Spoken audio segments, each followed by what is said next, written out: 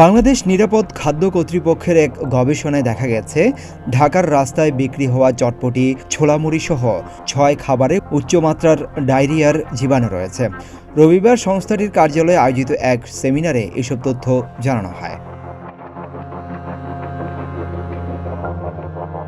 রাজধানীতে street food এখন দারুণ জনপ্রিয়।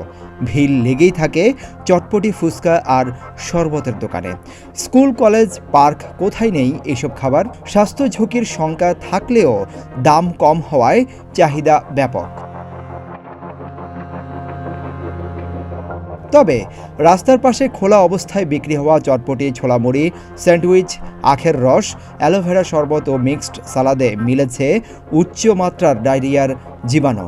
নিরাপদ খাদ্য কর্তৃপক্ষ ও ঢাকা বিশ্ববিদ্যালয়ের গবেষণায় এর প্রমাণ মিলেছে। ছোলামুড়ির মধ্যে 7.2 × 10⁻7 ব্যাকটেরিয়া সে কনজিউম করতেছে। তো কনজিউম করার পরে তার কি অবস্থা হইতে পারে? হ্যাঁ, 7 কোটি ব্যাকটেরিয়া সঙ্গে সে খাচ্ছে, তাই না? এরকম কন্টামিনেশনের চান্সেস আর ভেরি হাই।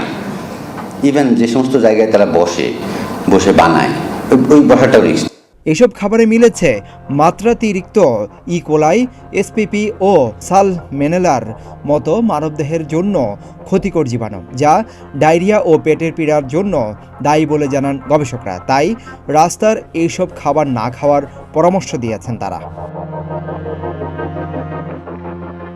ভোক্তা অধিকার সংরক্ষণ অধিদপ্তরের মহাপরিচালক HM শফিকুজ্জামান জানান, কোনো লাইসেন্স ছাড়াই রাস্তায় খাবার বিক্রেতারা ব্যবসা করছেন। তাদেরকে আইনি কাঠামোর মধ্যে আনার পরিকল্পনা রয়েছে। স্ট্রিট ফুড কেন বিক্রি হয়? আমরা খাচ্ছি, তাই তো। আমরা যদি এটাকে বর্জন করতাম তাহলে কি স্ট্রিট ফুড বিক্রি হতো? তাহলে প্রথম জায়গাটা কিন্তু আমি কনসাস না যে প্রসেসে আমরা যে খাবারগুলো উৎপাদন করছি সেই জায়গাগুলোতে আমাদের কিন্তু অনেক সমস্যা। সড়কে খাবারের মান নিশ্চিত করার পাশাপাশি সাধারণ মানুষদেরও সচেতন হওয়ার পরামর্শ দিয়েছেন বিশেষজ্ঞরা। সিদ্দিকুর রহমান, রোমন, প্রতিদিনের বাংলাদেশ।